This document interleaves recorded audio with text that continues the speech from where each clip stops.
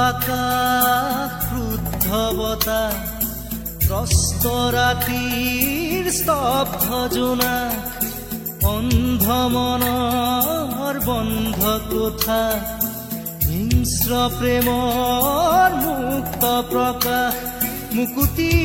আজি দেখো দিশহাৰা হৈ ৰয় দিশে দিশে চলে মৃত্যুৰ